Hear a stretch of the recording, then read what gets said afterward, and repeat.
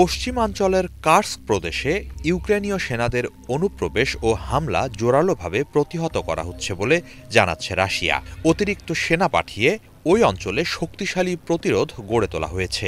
তবে এরই মাঝে শেষ একদিনে প্রদেশের ২৮টি এলাকা নিজেদের নিয়ন্ত্রণে নেয়ার কথা জানিয়েছে ইউক্রেন। সোমবার ইউক্রেনের প্রেসিডেন্ট ভলোদিমির জেলেনস্কি কার্স্কে ইউক্রেনীয় বাহিনীর অভিযানের বিষয়টি নিশ্চিত করেন।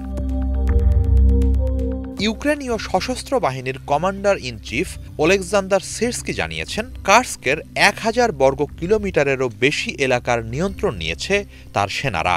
তারা আরও অগ্রসর হচ্ছে বলে জানান তিনি।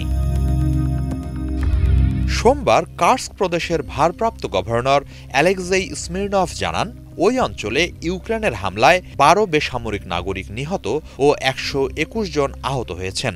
শত্রু বাহিনীর অনুপ্রবেশের ফলে ওই অঞ্চল থেকে ১,৮০,০০০ মানুষকে অন্যত্র সরিয়ে নেওয়া হচ্ছে।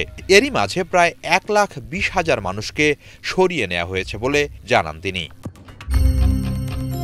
ইউক্রেনীয় বাহিনী কার্স্কের ২৮টি এলাকা দখলে নেয়ার বিষয়টিও নিশ্চিত করেছেন স্মিরনভ। ওইসব এলাকার ২,০০০ বাসিন্দার ব্যাপারে কোনো তথ্য নেই বলে জানান তিনি।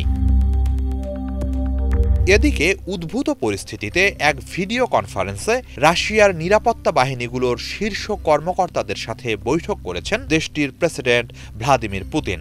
দখল করে নেয়া অঞ্চলগুলো পুনরুদ্ধার করে ইউক্রেনীয় সেনাদের সীমান্তের বাইরে ঠেলে দিতে প্রয়োজনীয় সব পদক্ষেপ নেয়ার নির্দেশ দিয়েছেন তিনি। ইজল জোবায়ের, বাংলা ভিশন।